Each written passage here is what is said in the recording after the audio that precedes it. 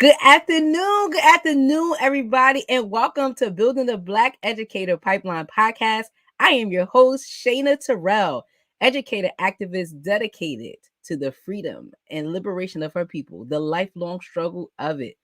Thank you once again to all my co-conspirators who come back and watch every week. I appreciate you guys. And to our new folks that are in the mix today, welcome. You are in for a great show today. I want to thank everybody who has supported and continues to support our national We Need Black Teachers campaign. If you would like to know more about our campaign, please visit www.weneedblackteachers.org. Please go there and grab yourself some merch while you at it. Nice little t-shirt. I also want to thank those of you who have been watching our episode for the past 2 weeks for Hispanic Heritage Month. Shout out to all of you. We are still in heavy pursuit of the Black and Brown Get Down. We are definitely unified in this struggle. Today, we will be talking about freedom schools and building the Black educative pipeline. We'll be discussing the history and tradition of freedom schools and their importance in our communities. So please comment, like, share, and feel free to comment on why you think a freedom school is needed in every community, in every Black community. For me, with our nation facing such a record number, we're really in a true epidemic of gun violence and deaths to gun violence. I think that really the cause that we are missing and what we are seeing is the absence of programs like freedom schools in our neighborhoods. Children are not getting the love and the support that they need from their communities. But we are going to be talking about our resident expert on freedom schools, my Baba, Dr. Greg Carr, today. I've been warned, do not read his entire bio. So I'm just going to give him a nice round of applause and great welcome to the show. Welcome, Dr. Carr. Hello, Sister Shayna. How are you, beloved? I'm doing good. I am doing all right. Again, Good. in this lifelong struggle, freedom, liberation, and trying to navigate So, in this world, brother. no question. I'm so glad to be here. The pipeline is getting built. Every Thursday is getting stronger and stronger. Everybody joining us live and who watches after this, it's a blessing to be part of a movement that is gaining momentum and connecting. So thank you for having me back. Always. Of course. Yeah. We appreciate your expertise and guidance and helping us while we're building this pipeline. We need that. We need that. I'm grateful to be a teacher. Oh yeah, and I should also bring greetings and love from the class I just left. My class, was still virtual with the bigger classes. So I teach an Education in Black America class at Howard, and the students all told me to tell you hello. We were talking about the Rosenwald schools today. And several of them have family members, grandparents who went to Rosenwald schools, like my mother did, who's 93 now. She went to Rosenwald School in Alabama. And these are the schools that Julius Rosenwald donated money to over 5,000 schools by 1931 that Rosenwald donated money to for Black people to have built in the South. And the genius of it is that over the decades that those schools were built, Black people, either through cash, purchase of land and donation of land, labor and building materials, actually donated more money than Rosenwald, which is why, with all due respect to Julius Rosenwald, in fact, I was just looking at his biography, Peter Ascoli's book on Rosenwald. I was like, yeah, with all due respect to Rosenwald, I think those schools should be renamed for the Black people who gave most of the money for them. We love to shout out to all the benefactors, but let's be very clear. We're talking about freedom. It's a different proposition. And so I'm grateful we're having this topic today. It's been heavy on my spirit, and I'm glad you agreed to have this conversation today. I just think it's important. I think it's pivotal. I think freedom schools connects to so many different entities in the struggle in the life. And I think to talk about freedom schools, what they are, their history, tradition, and their importance, I think we're at a pivotal time to be doing that. And I think that folks need to see how things they're doing connect to a freedom schools movement, or things they're doing or saying they're doing aren't a freedom schools movement. So I think that that's super important for us to lay out today. I agree. So let's set this. Oh, what you about to say? No, let's do it. I was going to say, let's set this thing off, brother. So what? So We stay setting it off. we definitely stay We over here. We definitely stay setting that thing use off. the grammatically correct usage in Ebonics. We stay setting it off, which would be conjugated as a verb to mean that we set it off before, we're setting it off now, and we will set it off in the future. So we stay setting it off. So yeah, let's Okay. let's set it off. Yeah. Stay setting it off. Stay ready. Let's get it. Stay ready. No question. You gotta get ready if you stay ready. You know what I'm saying? Dr. Carr, you speaking my language right now, bro. Let's get this. You But taught me. That's what I'm saying. Look, a teacher who is not lit enough for real. We be talking about the educator pipeline. If you're going to teach Black children, and we're talking about building the Black educators, we need more Black teachers. We need Black women and men to join the teaching ranks. Many of them already know this, but if you're a Black person who is thinking, I want to be a teacher, one thing you have to do is be able to listen, because the students are going to teach you a great deal. It's going to be an exchange of knowledge. So when you come in the classroom with your content mastery, which is indispensable, we're not talking about just, subjects that you learned how to teach. No, subjects that content. You have content with. And when you come with that, when you come prepared to be able to help students learn, you got to come in and want to know who they are. And a great deal of that is listening. So as an old man, I know, I'm learning when to, as young people might say less. yeah, And I'm learning, but you got to be able to have conversation with these young people. So that's fact. You taught me that, as you say, facts. So Doc, what is a freedom school, right? Like, again, we know that word kind of gets tossed around. Yeah. But what is a freedom school, and how did they come to be? Honestly, there are two answers to that, Mr. Shana. And for those of you, please, if you're new or if you're spreading the word, encourage folk to go into the archive of this weekly conversation, the Building the Black Educator Pipeline, because every week adds another brick to this magnificent structure. This is the Shana is bringing folks together to build. And so we've had this conversation on the kind of, how can we call it, the kind of textbook history of freedom schools. And so that's the easier answer. I mean, when we say freedom schools in the United States, we're typically talking about the schools that came out of the 1964 human rights struggle that we typically call the civil rights movement. And those schools that came into existence in Mississippi, schools that were under the auspices of the Student Nonviolent Coordinating Committee. That's right. And the Council of Federated Organizations, our Bob Moses and so many others, Charlie Cobb, who still walks the earth. The curriculum was put together with a group of teachers, activists in New York City. They built a pipeline. Our young people in Philadelphia have seen that curriculum. It's readily available on the internet. You can get a copy of the PDF of the document they created. And it was basically built on empowering students. And there's been a lot of scholarship written on it. I like to go to the primary sources. This is a good little book, To Write in the Light of Freedom, the newspapers of the 1964 freedom schools. And what you have is selections from the newspapers that these young people created. The freedom schools were formed around, whether it be churches or even some of them outdoors. You get in a circle, and there was literacy, there was numeracy, so reading and writing and all the basic skills that you need to pursue a good education. Also, civic values, citizenship education, drawing from the work of, among others, Septima Clark and Dorothy Cotton and those folk coming out of South Carolina, and then spreading through the South, the citizenship education program of the Southern Christian Leadership Conference. And we've talked about all of this, so that there's that conventional piece. And then you see the Northern Student Movement right there in Philly, our brother John Churchville. I would encourage folk to get what Dr. Churchville has written. He's still around. There's a couple of his books, Driven and Toward Singularity. In this book, Driven, Dr. Churchville talks about the work he did with what became the Freedom Day Library and the independent education going on right there in North Philly. This is 1964, 1965. Young people.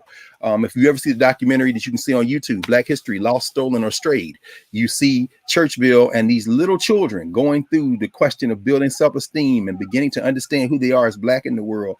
And so there's a lot of freedom school kind of tradition there. And the only other thing I would mention, and by way of mentioning, evoke our dear sister, Dr. Kelly Sparrow Mickens, her history of Philadelphia Freedom Schools. Y'all can get that book as well. We know that in the late 1990s, around 1998, the School District of Philadelphia began conversation with the Children's Defense Fund to revive freedom schools. By then, CDF had begun to spread freedom schools under the leadership of Marion Wright Edelman around the country.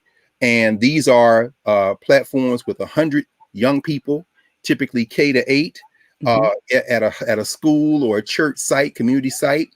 And they're in classrooms of 10 apiece with a college student who is serving as a teacher, college age student, because you didn't have to be in college, you're a college age student. And Philadelphia innovated. Philadelphia said, we're going to put 2 high school students in those classrooms with college students.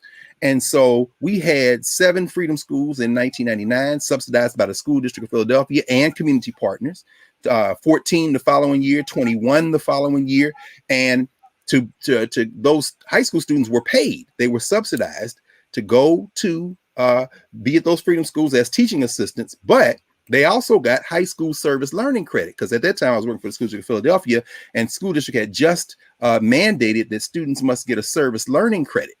And so what you saw was that these students got a service learning credit, but in order to do that, they had to create academic portfolios, which means we hired a rack of high school teachers to be their academic advisors. And at the end of our first year, we said we need a high school teacher who was a master teacher to kind of coordinate this and become part of this leadership team. And that's when we recruited Dr. Aisha Imani, who became the first leader of the academic advisors and kind of brought all of her years of master teaching into the structure. So finally, since 1999, Freedom Schools has continued. And one of the great watershed moments of the Freedom Schools Revive movement and Philadelphia Freedom Schools movement, which ultimately became independent of the Children's Defense Fund after a few years, because of some of the things we'll talk about, the curriculum. We just basically wrote our curriculum from the bottom up around this African-centered approach.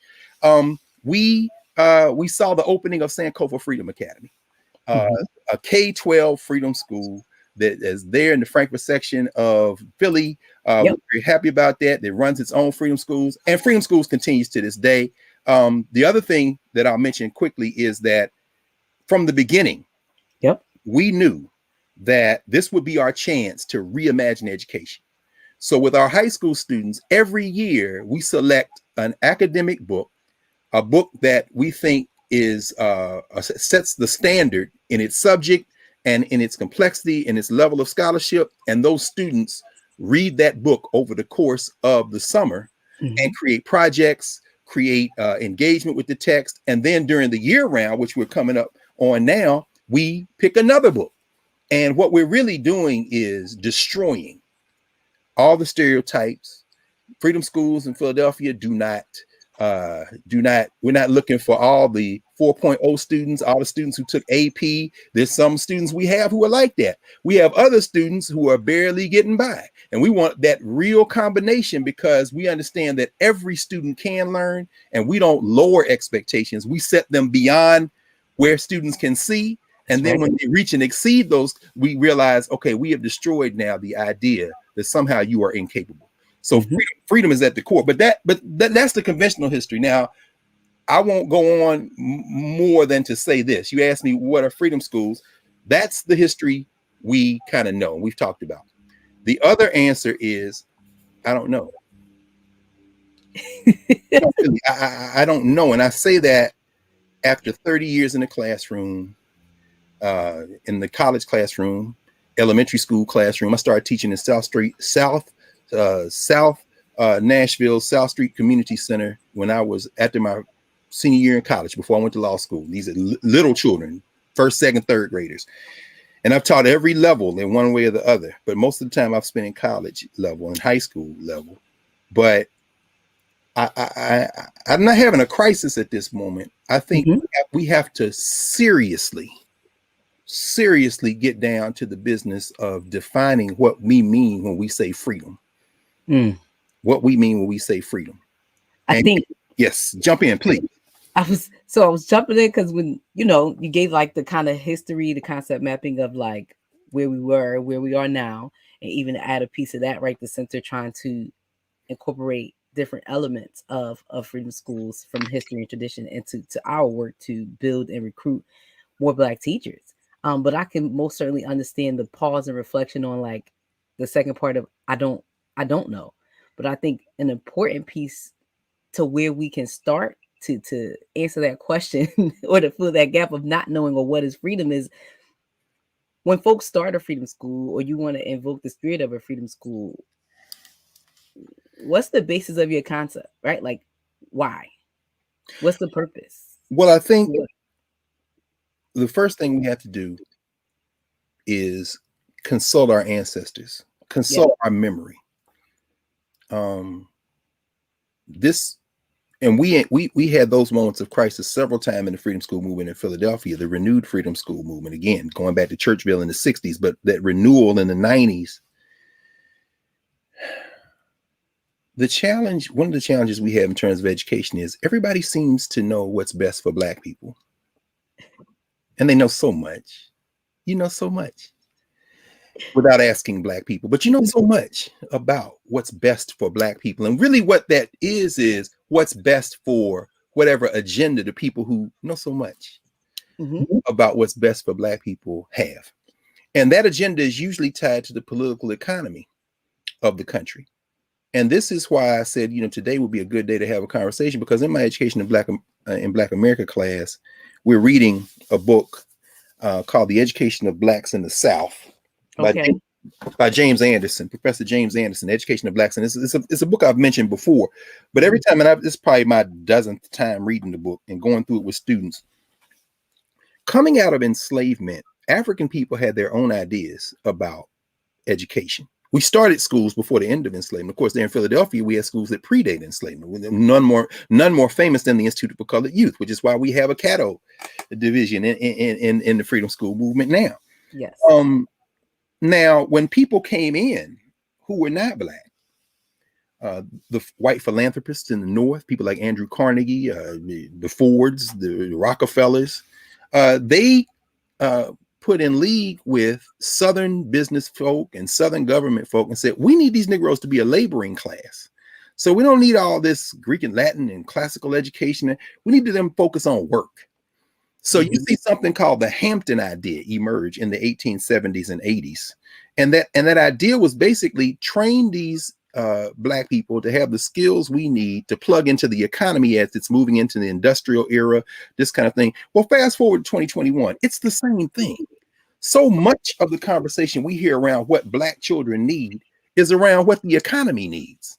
And so when you hear people talking about skill development and skills and give them the type of skills that will allow them to get good earning jobs, all that's important. But and when I worked for the school district, I used to ask questions in meetings. Like we would have meetings, they talk about all these consultants coming in and philanthropists. And I said, this is all beautiful. Can I ask you a question? Just two questions. One, do you have children?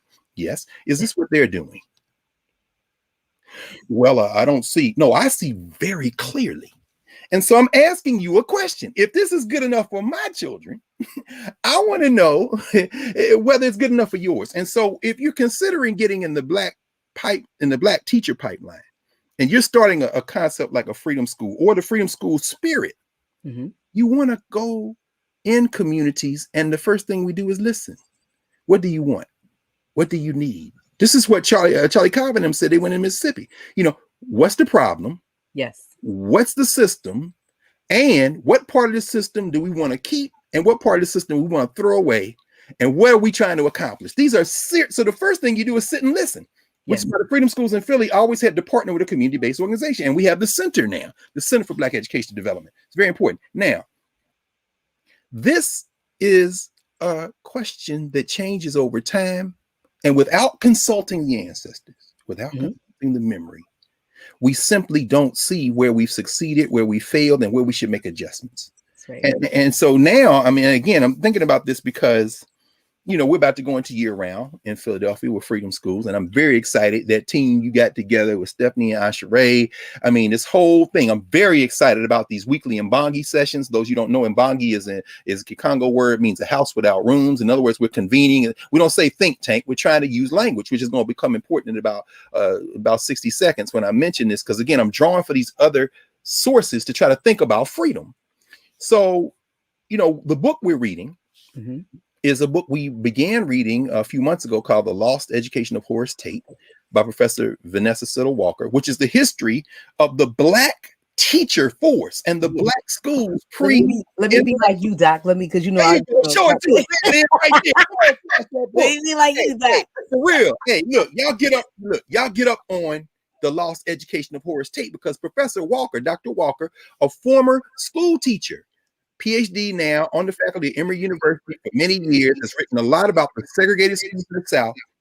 She emphasizes the master teachers in the segregated schools that prepared students generation after generation after generation for excellence.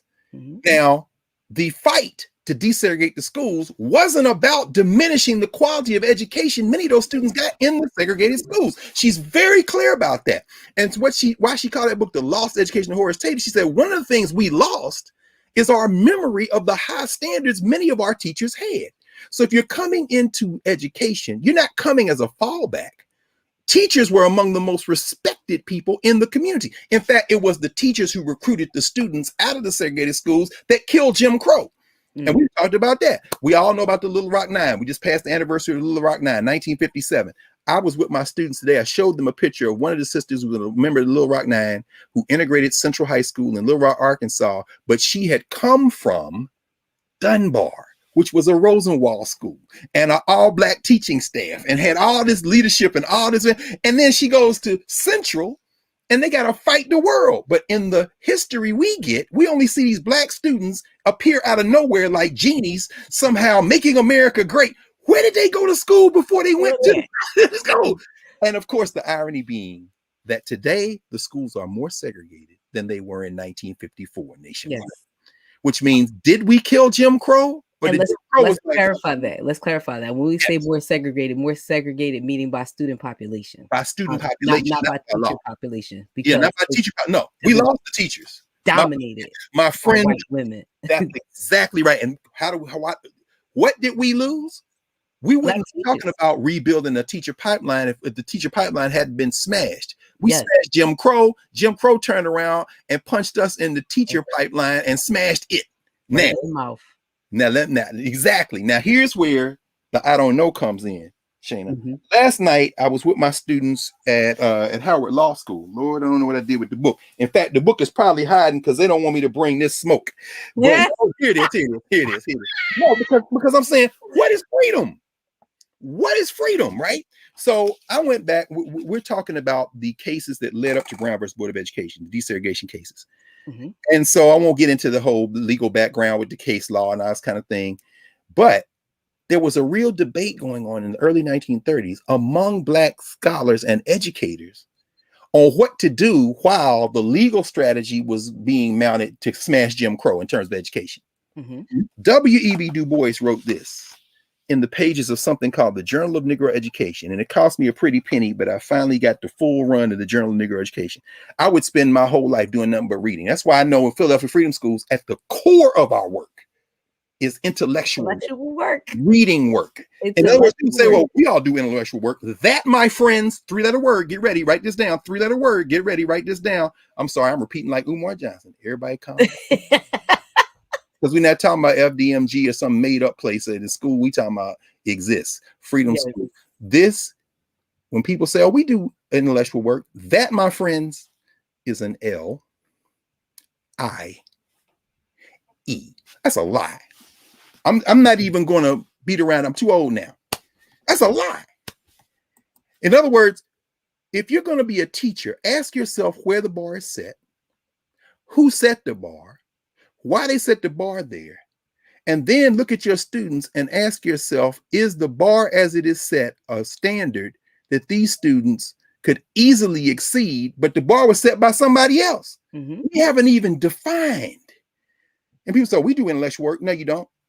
I've been in this classroom too long. I've seen too many master teachers who are doing intellectual work. So this is what Du Bois writes. Du Bois, in a special issue of the Journal of Negro Education, 1935, does the Negro need separate schools? Now, mind you, they're in segregated schools. Du Bois said, look, we are already in segregated schools. So until we integrate these schools, he said, the Negro had to accept separate schools for the moment. It was either that or nothing in many places. And this is what he says.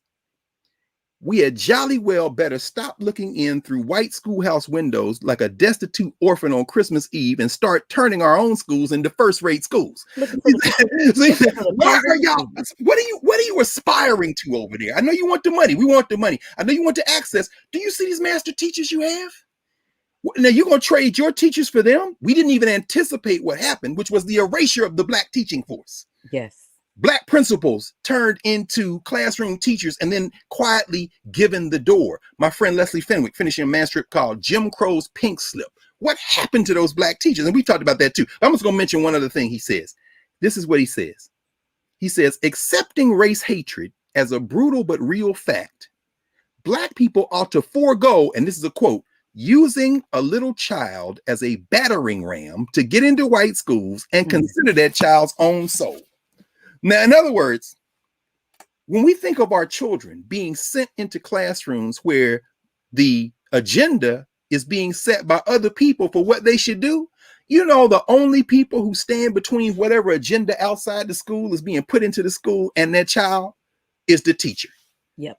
So we have to rebuild this pipeline, if for no other reason than while you're worried about test scores and you're worried about grades, and we all understand that, and the state test and the local test, and then somebody who has nothing to do with education, whose own children are nowhere near the curriculum they're trying to push down your throat, has donated all this money because they've looked at the demographics and decided this is where the jobs are going to be in 10 years. This is where the jobs are going to be in. Let's back map that into this classroom because I know better than your parents and your community what's best for your child. The only person standing between these mad scientists, I'm sorry, I shouldn't say that. William Watkins, get a book by William Watkins called The White Architects of Black Education, or read James Anderson's book where you see where they were meeting at Cape and Springs, West Virginia, meeting at Lake Mohawk, New York, meeting to talk about Negro education. And guess who was not invited? The Negro. The Negroes. You know what I'm saying? But we know why, right? We know why. When people assess this, like we know why, right? It's about what feeds the American economy, and there always has to be a sacrificial lamb, and it's always going to be black folks until we decide that we're not going to be that anymore. Which we can. I mean, it is these things aren't mutually exclusive unless they are.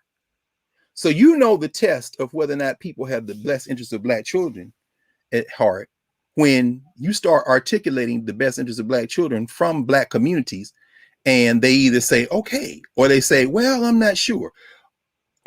I done told you.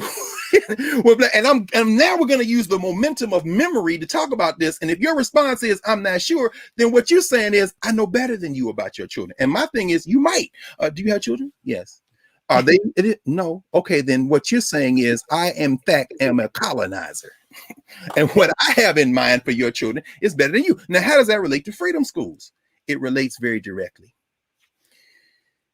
What we have found is that when we embrace this highest aspiration and sink our roots very deeply culturally into a clear, African-centered, grounded conversation, it transforms the way our young people look at education. Yes. Now, the problem we have, however, is that when we start talking about African-centered education, people's eyes glaze over. Because you can talk about Middle English, you can talk about Beowulf and the Canterbury Tales all day long. You can bring in Shakespeare, you can talk about, James Fenimore Cooper. Yeah, but the minute you start talking about West Africa or Egypt, well, I'm not sure they're interested in that. Oh, you were interested in the Canterbury Tales? Really? How many more times are we going to see Sir Gawain and the Green Knight made into a movie? It's made another damn movie about it. I don't want to see it again. I read it in high school. It was forced upon me. Now, when I was at the school district, we having these curriculum wars. I'm saying we should be reading Sundiata. We should be reading some Tahotep. And they say, well, I'm not sure the students are interested in that. Okay, let me just ask you a question. Do you have children? Yes. Okay. What are they reading? Because my child's probably reading the same thing. Yeah, Shakespeare. Okay. Did you ask the child whether she wanted to read two Merchants of Verona? Did you ask the child whether he wanted to read Othello, or did you say this is the curriculum? Only when it comes to us engaging our long memory do you turn to the child as the expert. Yes.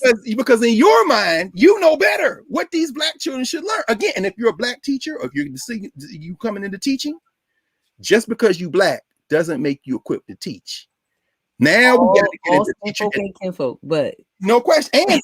And teacher education programs. We've heard Baba Meckley talk about this many times. Yes. Teacher education program curriculum must be reconstructed, which leads me to the only other point I wanted to bring up as we have in this conversation. So I'm saying, knowing very well that if we start our history with enslavement, as the great John Henry Clark used to say, everything since then looks like progress. I said, what Can I step outside of this concept of freedom Mm-hmm. and freedom schools long enough to think about it from groups that have the momentum of memory intact?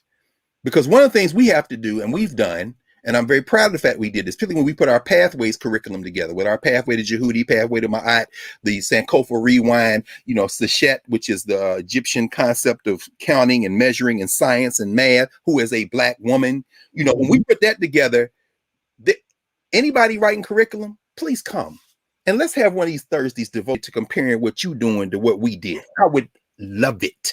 And this is a direct challenge to any experts who know better about Black children and learning and teaching. Bring your curriculum, we bring our curriculum, we go line by line, and we can have a public conversation about it. Anyway, the point I'm trying to make is that is a reconstructing process. It's very difficult because you got to have the ability to master enough concepts and bring people together to put a curriculum together that isn't just about, engendering pride and self-respect, although those are extremely important. It's about content too. Yes. About intellectual work. It's very difficult work, which means language work, which means concept work, which means replacing concepts with other concepts that ground us, that blow up that slave ship. Yes. Because human beings came, that's just a mode of transportation. It is not an identity, except in a society that have people think y'all came here knowing nothing but naked. We gave you a school and look how far you've come. No, you think you know better about Black people? Well, no, that's not what happens. So anyway, but you can't know better about Black people when you don't know anything about Black people. Anything, and that includes us too. So yes. we know our communities, we know our experiences, but our memory has been assaulted for centuries. So I said, are there groups that did freedom schools that didn't start from having to reconstruct memory? Now, my dear beloved sister Shana, common sense would tell us, are there groups in the United States of America, in North America, Central America, Latin America, that have cultural memory intact, that didn't go through enslavement, but who were assaulted? Who would they be? They're not us, but they brought us here.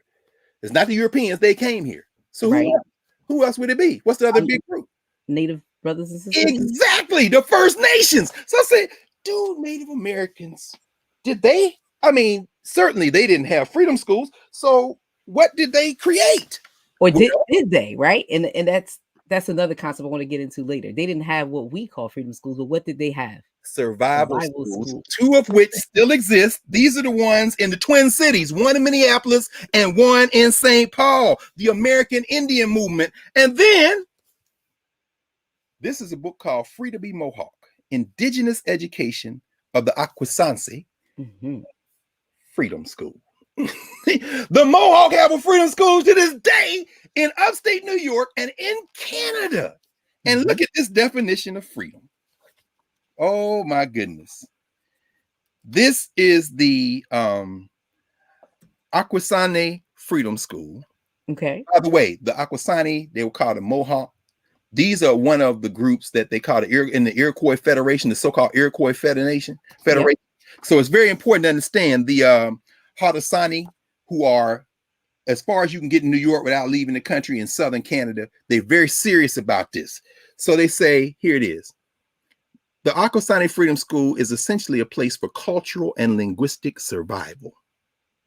When the school was named, the word freedom was chosen because, according to founder Ron LaFrance, quote, "It is precisely what our traditions teach us, to be a free people, conscious of our rights and obligations to ourselves, to other nations, and to our Mother Earth." While the school's name reflects these values, those who oppose the idea, and y'all think about this, these are the people who know better for Black children and for Native children.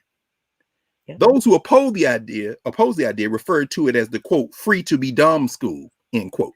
Over the years, students were teased for going to a school that wasn't considered academically challenging. Pause. All you curriculum writers that think you know better about Black children, you can spell anything in the Black historical memory. If somebody put a gun to your head, but you somehow know about high academic achievement, it's a L-I-E. Go on. Over the years, students who were teased for going to a school that wasn't considered academically challenging was small in comparison to public schools and was conducted entirely using the Mohawk language. They built the school in part to preserve the language that they had. One former student remembers, It wasn't considered a very cool place to go to school. Now that's not true. All our young people loved the school, right? They did. Other kids thought we didn't have to do the same things they did. Like the curriculum wasn't the same, but actually it was.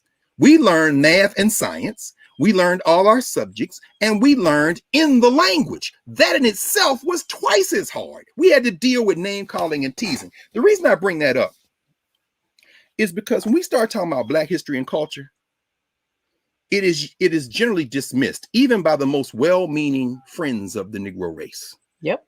Because they don't know nothing about it. We don't know enough about it. And so when they come in and say, well, I understand y'all want them to learn some history and that's all important, but we got to be rigorous. The chef's kiss of racism in a statement like that. Yeah, we understand history is important and we'll have some stuff and we'll do some dances and we'll put some foods in and we'll have a map of Africa, but we also have to be rigorous. Okay, so you don't identify rigor with our languages, our memory, and our institutions. You identify rigor with whiteness. Yes, which gets me to the point that I've always made. Come on now. When people use language like the bar, whose bar are we talking about? That slow ass bar, that little bar that created math and science. No, I'm sorry, that's not Europe, that's Africa. That slow bar that somehow created poetry and music and migrated and populated the world. Oh no, that's not Europe, that's Africa. Y'all better back up off. Yes. This right here. Yes. But who's bar or the trashing of African-centered schools, right? Mm-hmm. So they talking all that African-centered, stuff, but the kids are still struggling. But you going to white schools with no history, where they indoctrinate you in American history, and kids still aren't learning. That's so right. Why? I'm just confused. Well, but this is see, and now we've gotten to the point, Shana. Now we've gotten to the delicate issue. This is the delicate issue. The delicate issue is, as it relates to particularly to teacher education, the delicate issue is that we haven't had a serious, full, immersive conversation and then executing what we come up with around what we mean by African-centered. This isn't just about changing the colors. This isn't. And we're in Kente, and we're in Kente. That's exactly right. So that's why I said, let me back up off of all these years and come at it from an angle of people who never lost the culture, but who are being threatened. And this is where the indigenous education traditions, including literal freedom schools, become very valuable to us. Because see, we're not talking about a Mohawk. We're not talking about a freedom school that is based in any one particular set of cultural frameworks. We're talking about having to create a framework that is ultimately a kind of tapestry that is kind of remixed African. So it's not a small thing for us to introduce terms like Mbangi. It's not a small thing for us to introduce pathways to Jehudi. Why? Jehudi is the Egyptian concept of intellectual excellence in reading and writing. And so it's, well, y'all changed the symbol. Why does that change? No. What we're doing is reorienting ourselves to how much we valued reading and writing, because that tradition isn't just in Egypt. That tradition gets on the boats. It gets on the boats in the scripts of West Africa, including Arabic, that they are writing. It stays on the boats once it comes here. And even as the attempt is made to erase that tradition from those Africans, their value for education persisted. It's still in Carter Woodson's first book, the first book he wrote is The Education of the Negro, prior to 1861. So what we see, the Institute for Colored Youth in Pennsylvania, when we see in the South, these small pockets, it's not that they love the English language, it's that they're going to apply their zeal for education to whatever there is to be learned to move us. Yes. And they never disrespected the Africa that continued, meaning what? Respect your elders, respect your community. The things they're talking about in the indigenous education was also in the Black American education.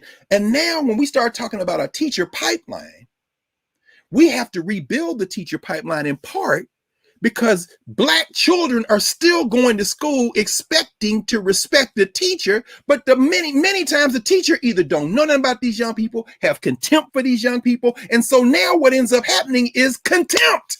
Now the student is pushing back, and who gets victimized? The children. The children get blamed because they are following the rule that they've been trained to follow.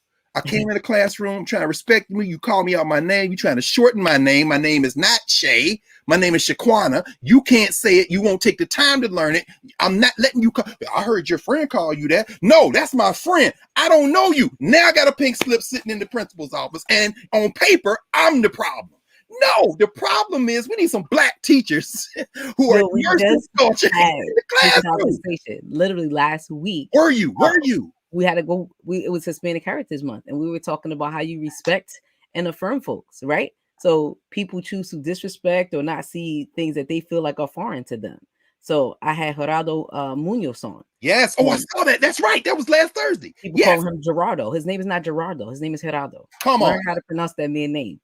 Respect, put Easy. some respect on that man's name, Put right? some Like respect to that man's name. His parents named him that.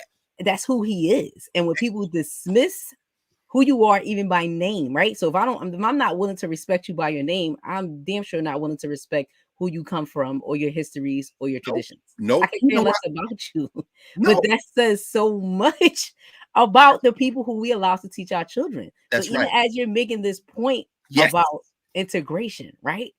And how they use kids as batting rams, right? Like that The boys resonated say with you me so used your much. child as a battering Batting ram. ram. That child never asked to go in that school But why are we sending them? because, Why are we sending well, them? here's And, where it and, gets. and to think about the trade-off of what we were asking for, right? Yes. Um, and Mama Toya wrote this already. What we're asking for were resources, right? Like that's what we That's were asking right. for. We just, hey, y'all Oh, got nice chairs and good books? Like, can we get a little money? So at least the master teaching that we're doing, we can get those books and bonds. Like, why we always got to struggle when we got the mastery there, right? now watch this though. We had some of our own books. That's why Carr G. Woodson starts the Associated Publishers. He made a point. We need children's books. We need young adult books. We need history books. They're pumping books out, going into segregated schools. But these white legislatures and white city and local governments are holding these black schools hostage with funding. All that stuff is a problem. But here's the other delicate situation as we're thinking about this. One of the reasons Du Bois writes that in the mid-30s, that y'all using these black children as battering rams to get into white school, he's making an argument that is very delicate. When we say we, that we is not on the same page. He is critiquing the black upper class. You're going to use the children of these farmers and these poor black people who have moved to the city to advance what is essentially a class agenda. Yes. In other words, and so let's fast forward to where we are right now. Many of the advocates for black education, number one, wouldn't be caught dead sending their children to the schools that they somehow know better than these poor black people and these working class black folk, like the communities we came out of. And number two of the piece, one is you wouldn't be caught dead. You wouldn't put your own children. This is inside the black community. The second is the pursuit of integration meant access for the higher up you are in the black class structure, the more the access meant something. The lower down and you were in the class structure, it turned into all your teachers disappeared and you got teachers who didn't like you. And the next thing you know, the only thing they want from you is if you can run fast and shoot a basketball, at which point they will let you into all of those schools they kept you out of. Any school. They Exactly. want the 4.0s, the ones who scored the 5 on the AP exam, and the ball players. But you The bring rest up you a fantastic point on that, and I probably need to do a show on this, like this obsession with proximity to whiteness obsession. and But the the pitfalls. obsession is not an obsession. This is Du Bois's point. The obsession is not as large an obsession the deeper down you go in the class structure. Du Bois said, these you petty bourgeois Negroes. Yes. And y'all are using these poor black people's children as battering rams to get in so you can get next to these people. This is a sickness. Yes, but poor black people, poor black children are always the pawn for somebody else's game, always, right? Always. So even as the top of the show, when I was talking about the epidemic that's happening with gun violence, let's be clear about who's dying in these streets, and let's be very clear about who's killing each other. It's poor black youth. That's who it is. That's right. That's exactly who it is. That's right. But these are trade-offs of when we don't want to put money into black communities so that they can have valuable freedom schools. This is what we do when we want to train for certain aspects of the economy and we don't want to put money into teachers or people caring, culturally relevant black people who want to be in front of young black children. This is the result. This is the And I result. was Well, speaking about, like, this is not something immediate that's happened, right? This oh, is a no, no, no, problem that has been built no. over time. In fact, Right? I'm glad you mentioned that, because not only is that not the priority is the exact opposite. You see, the reason, and you see it in the literature, you see it in the arguments that they're having at these conferences where no black people are allowed. Yes. They're talking about, where do we need to slot these black? Now, at that point, we're talking about the 1880s, 90s, 1900, 1910, 2030. They need black labor. So you got to have a minimum level of skill. And increasingly, black people are moving from an agrarian population to, by the 1950s and 60s, increasingly urban. And you need them. But what happens when the economy shifts and it begins to shrink? Now there's surplus labor who you're still trying to figure out, how can I monetize this population? Well, guess what? Prison. Guess what? That is a budget too. So when people are threatened, they say, yeah, black on black violence. We just have the police budgets are swelling. So not only is it that you don't want these young people to maximize their human potential and help the community develop, you want them in a position where you can pay yourself using their parents' tax dollars to guard them and lock them up. In other words, this isn't just benign, as you say, and its roots go back to enslavement. This is the whole point. Talk about the industrial prison Yes! complex, or the cradle to prison pipeline, all of that. And all of this is intentional, and all of it is purposeful. That's right. And you don't break it by having polite conversations about how can we come together on what. No, we not. So listen, right? So listen, with that energy you just brought, because this is another point in the connection that I wanted to draw when we talk about freedom schools. So when we talk about freedom schools, we talk about SNCC. I always think about the comparison of the Black Liberation Movement, right? The Black Panther Party. And folks didn't call their things freedom schools, but they had liberation schools. Liberation schools. Very similar to what freedom schools are and how they existed. But the point with Black Panthers, where they were educating to liberate, right? Mm-hmm. So we're going to teach you about yourself. We're going to teach you how to survive in this world. We're going to teach you who your enemy is and how to conduct yourself accordingly. Well, here, I think, and again, man, sis, this is heavy hitting conversation right here. Y'all understand we ain't got but a few minutes once a month, but we have this year round, every week with these young people. Now, understand the conversation we're having. We're having this conversation with 15, 16, 17, 18-year-olds who don't ever get to have this conversation. This is part of what it looks like, our conversation. And what you just raised, another sensitive issue. Mm-hmm. Let's add this to the issue of the goals and objectives of integration, where it failed, where it succeeded. Let's add it to the class discussion that we're having within Black communities. And now we add another layer with the Panthers and liberation schools. Again, the ambivalence, in fact, in many ways, outright hostility to connect education of Black children to the long genealogy of African learning traditions. Mm-hmm. One of the things the Panthers did well was come in and listen and address community needs, the free clinics, the food program. One of the things they failed at is grasping how the long view of memory could enhance that work. So it's a very materialist kind of approach. In other words, I understand Africa and all that's great, but that's that cultural nationalism. We got to deal with this critique of capitalism. It's all true. But if you go too far in that direction, you will end up in a place where that class-based analysis will simply trap you in perpetual, in fact, what was the phrase that the Panthers used to use? Survival pending revolution. So in other words, because it's kind of frenetic. See, when you connect to the longer traditions, you're developing yourself intellectually, in addition to dealing with the practical real world problems we face today, creating institutions, feeding people, clothing people, creating spaces where people can enjoy their life. You're also connecting to the why. See, the thing that has to be displaced, and this is why the whole idea of classical education is not a problem when you talk about white classical education. Yes. So a few of these children learn Greek and Latin, and there's no problem. Wait, Egyptian hieroglyphs? Well, I don't understand. The children won't be interested. The children were interested in Greek. Now, I took enough Attic Greek when I was in graduate school because my advisor, who's one of the world's great authorities on Egyptian hieroglyphs, also knows Greek. So he made us learn enough Greek to begin to do some translations and be able to compare.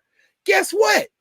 We turn around in freedom schools year round. I would come and we would begin in the late 90s, early 2000s. I put enough Greek on the board and enough Meta Natura on the board. I'll expose y'all to this a little bit. Why? We're going to stop worshiping at the foundation of Greek and Rome. And what the Panthers often did, unfortunately, was not see in the liberation schools to the degree I think was necessary the value of embracing those African learning traditions that predate enslavement. Because that is the intellectual foundation, not just for African memory, but for world memory. And it isn't just about self-esteem. I think it was a fundamental misunderstanding. And this isn't a condemnation of liberation schools or of all the parents, because I think a great number of them understood that. But I'm saying, as it is narrated, we have to take from that tradition, those liberation traditions, an uncompromising confrontation with a system that you can't compromise with. You can't compromise with the system. It's set up to do what it's doing. It's not broken. Yes. You understand? The Panthers got that. And these young people, you can absolutely see the earmark. At the same time, when we listen to like Baba El-Mekki, when you listen to a Sharif El-Mekki in terms of his educational upbringing, the schools, the African-centered schools that he came up through, that his mother brought him through, the Black liberation, those schools understood the value of that thrust. And far too often, I think those traditions were at each other's throats. Instead of figuring out ways to blend it together. It's a delicate conversation, though, Shane. I think we have to have. Yeah, I agree. And I err on the side of unity and finding the larger concepts and the more progressive concepts in both of them. Yes. Right? Because I also believe, right, like it's several different ways to skin a cat, for lack of a better word. There are different ways to get at what we're getting at. Yes. Everything couldn't be about nonviolence. Everything also couldn't be bust you in the head and we ready for war. But I also believe that those concepts have a place and can coexist in the space and what's needed to move towards liberation. That's right. And they're not mutually exclusive. Baba El-Mekki tell you, when they're doing martial arts, when they're doing that is a way of centering. Martial arts aren't about fighting people. They're about control. They're about opening yourself up. Discipline. And when you said nonviolence, made me think of Dr. King. There's a new book on Martin Luther King. Yes, because nonviolence was a tactic. Like it just was a tactic. Well, even with that, for many of the folks, it was a tactic. For King, he would say it's a way of life for me. I can be I gotta be nonviolent. And the rest of y'all, I understand many of you it's a tactic, but it's very interesting because the King that gets edited out is the King who, late in life, before his assassination, he was in a meeting and Andrew Young was in this meeting and he had just come from, I think he was in Newark, in 1967. And he had just met with Amiri Baraka, Baba Amiri, who's now, of course, an ancestor. And he comes back into a conversation. Andrew Young is in the room and he's having a heavy critique of capitalism. And Andrew Young is like, well, I don't know about that. And Dr. King says, Andy, I don't want to hear from you right now, because you're a capitalist. Now, let's pause here right now. Now, fast forward to 2021. People love teaching about Martin Luther King and nonviolent resistance. The King they absolutely reject is the one that said this society is rotten in terms of its economy, in terms of its militarism, and say, oh, yeah, we like that too. No, you don't, because you want Black and brown children to get paint and buckets and go paint and clean up their schools on Martin Luther King birthday, things that they already paid their taxes for you to do. So, but they want, and then you want to say, oh, Dr. King is not. No, Dr. King would be like, every last one of y'all, put them paint buckets down. I want to know where the budget went to pay for public works and school teachers and sanitation, which is how I got killed going to Memphis. Don't y'all paint another wall. They lying to you about my agenda. And if Andrew Young comes and says, well, Dr. King wanted, you go find them people who pull out my conversation with him. I don't want to hear from you, Andy. You're a capitalist. But this is what happens when we allow, the enemy to control the narrative. Which is why we had to have freedom schools. In fact, right. When we always say in freedom schools, our goal is to one day drop freedom from it. This should just be school. It should just be school. It should just be school. That's all it should be. That's right. Just be school. That's right. You shouldn't have to go to a place to feel like you got to get free. How about that? You just shouldn't have to go to a place to feel like you have to get free. But as long as we breathing, we won't continue on this mission. Oh, I'm glad you said that, Shane. Hold on. This is at the end of this book. This is the end of this Free to Be Mohawk book. In fact, this is the last quote I'll pull from a book. If I can find it quick. Yes. An interviewee, one of the children who went to the Akwesasne Freedom School, said the Akwesasne Freedom School has to exist. Otherwise, we will cease to exist. Amen. And that's it. Is. That's what we gotta have the freedom schools. Yes. Otherwise, we stop existing. Yes. No question. Because if we don't, who will? Oh no. And I'm talking about we, and let's be clear, I'm not talking about we as in like me, Shana Terrell, or Dr. Carr, or the center. If we as a community don't, who will? We have to continue telling our story. We have to continue the oral tradition. And shout out to the Native American folks who are continuing their survival schools to continue to fight. Shout out to the Black Panther Party. October is coming up. It's their History Month. I think it's actually their 55th year. It is. Of the Black Panther Party. So hopefully we hope to have some guests on from Black Panther Party next month. So definitely. Oh, wonderful. Some of the Philly crew who remember the first time they came with Philadelphia Freedom Schools when we read We Want Freedom, when we had Abu Jamal, and then all the old Panthers came and did a community forum with the I'm acting like that. Right there. I've been reading about this stuff with Move and how some folks have left Move. I mean, you see the challenge, but see, that's all. And see, that's the other thing. And I'm so glad Kelly wrote this book, Sister Kelly, Dr. Kelly. We have to remember our own institutional memory in terms of freedom schools. Yes. I remember, for example, at Freedom School, they were saying, we came to the table with Children's Defense Fund. We got to be able to measure reading and math because it's tied to the school district. They were like, no. Then a few years later, Children's Defense Fund got all this money from UN Kaufman Foundation and was like, we're going to start measuring reading and improvements. We try to tell y'all. And then we hired our own external evaluator to look at the test scores. And because we know what they're going to find. You know what they found? Y'all curriculum made it jump. Because we don't remember that. Now we invite people in. Okay, this is good. This is nice. But we need to have standards. We're going to make one lip out of two. You have a top and a bottom lip. Give me a 3. Zip it. Or you bring your curriculum, we'll bring the Pathways curriculum line by line. I'm tired of this. I stand on the intellectual tradition of our foremothers and forefathers. And if you want to get down, here's in the words of Beanie Siegel from South Philly, get down or lay down. What we're not going to do is compare ourselves to our grandchildren. It's not going to happen. Or maybe it is. At that point, we got a different conversation. Yes. But you're going to go ahead and tell the people get out. Fully prepared to have. We're not going to use our children as a battering ram. But anyway, no. Du Bois. You know. Anyway. I mean, that concept in itself, though, and I think that was very powerful for you to touch on today, because I think we should reflect in the present. How many other things are we using poor Black children as a battering ram for? Everything. We got our babies fighting our fights. Yeah.